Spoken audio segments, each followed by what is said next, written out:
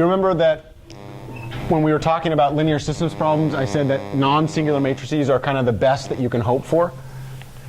Right? There's this prayer that when we have non-singular matrices, solving the systems of equations that come out from that end up being really, really nice. So the invertible matrix theorem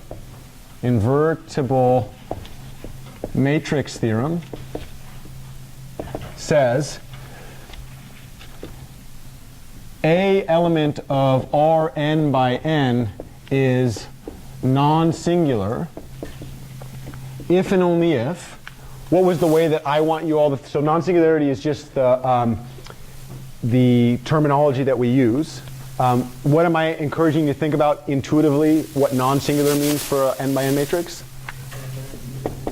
Linearly independent columns. And then the fact that the number of columns equals the number of rows, can you guess what we would say there?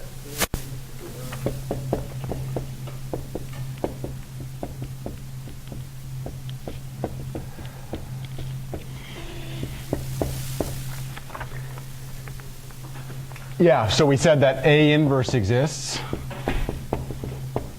And another way to call that thing is that A is invertible.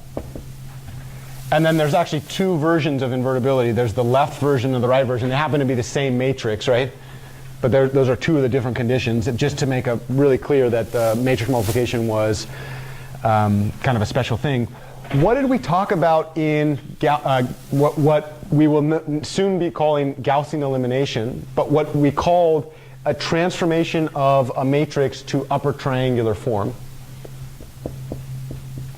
What was the whole thing that we did in the context of transforming our linear systems problem into an upper triangular matrix? Why do we like upper triangular matrices from the standpoint of linear systems?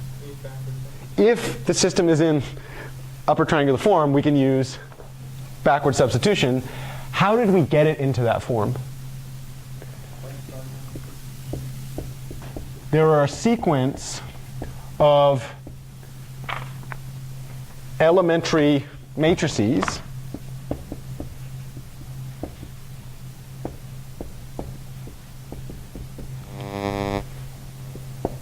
ET minus 1, E2, E1 times A.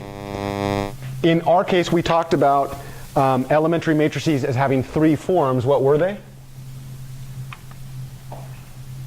Shear, dilation, transposition. What was the claim that we made in the example that we did? We multiplied A on the left by a sequence of matrices, and then we got some really, really special matrix out. Yeah.